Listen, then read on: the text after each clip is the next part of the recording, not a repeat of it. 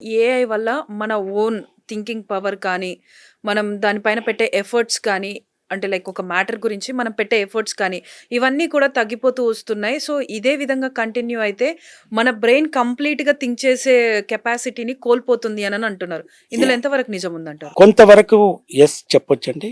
కానీ అందుకే మీకు ఇంతకుముందు నేను మాట్లాడినట్టు ఎంత అవసరమో దాన్ని అంత తీసుకోవడానికి ప్రయత్నం చేయాలి. హ్మ్. మన day to day task for example మీరు ఇప్పుడు కోడింగ్ అండి. ఇంతకుముందు ఒక వెబ్‌సైట్ చేయాలన్నా, ఒక పెద్ద ప్రాజెక్ట్ తయారు చేయాలంటే ఒక 10, 15 రిసోర్సెస్ ఉండాలి. ఒక 6 మంత్స్ టైమ్ డ్యూరేషన్ ఉండేది. అదంతా కూడా ఇప్పుడు ఏఐ ఒక రిసోర్స్ తోటి ఒక 1, 2 అవర్స్‌లో క్లోజ్ చేసేస్తది. హ్మ్. టోటల్‌గా ఇచ్చేస్తుంది. కానీ AI won't do everything and AI won't replace the person. అక్కడ ఒక పర్సన్ ఈ can able to manage that cards. అదేంటి కోడ్ ఇచ్చేస్తుందండి. కానీ హ్మ్. కోడ్ని బ్యాలెన్స్డ్గా పెట్టి ప్రాపర్గా మేనేజ్ చేసి ప్రాపర్గా అట్రిబ్యూట్స్ యాడ్ చేసి ప్రాపర్గా డెలివరీ చేయాల్సింది మాత్రం పర్సనే. హ్మ్. కాకపోతే it reduces the efforts, optimise the time.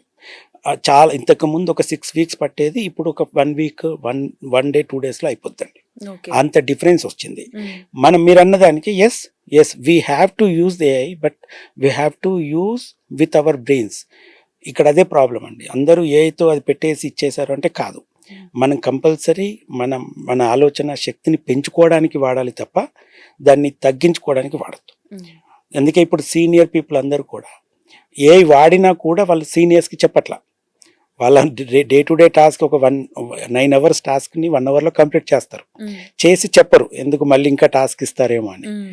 It impacts them. కానీ మేనేజ్మెంట్కి తెలియదు దే ఆర్ యూజింగ్ ఏఐ అని. హ్మ్. దానివల్ల ఏమవుతుందంటే వాళ్ళ జాబ్కి ఇంపాక్ట్ అవుతుంది. సో కంపల్సరీ ప్రతి పర్సన్ ఏఐని వాళ్ళ వర్టికల్లో వాళ్ళు చేసే పనిలో కంపల్సరీ యూటిలైజ్ చేయాలి. ఎంత అవసరమో అంత యూటిలైజ్ చేయాలి హ్మ్. To get that optimised. ఇప్పుడు నా 8 అవర్స్ వర్క్ 1 అవర్లో అయిపోతే నాకు ఇంకా 7 అవర్స్ ఉంది. If we can serve more. ఆ రకంగా ఆలోచించగలిగితే AI is the best asset అండి. హ్మ్. దాన్ని నెగిటివ్గా వెళ్తే ఇంకా చాలా దుష్ప్రయోజనాలు ఉన్నాయండి. కానీ మనం దాన్ని ఎలా తీసుకుంటాం అనే దాన్ని బట్టి మారిపోద్దండి.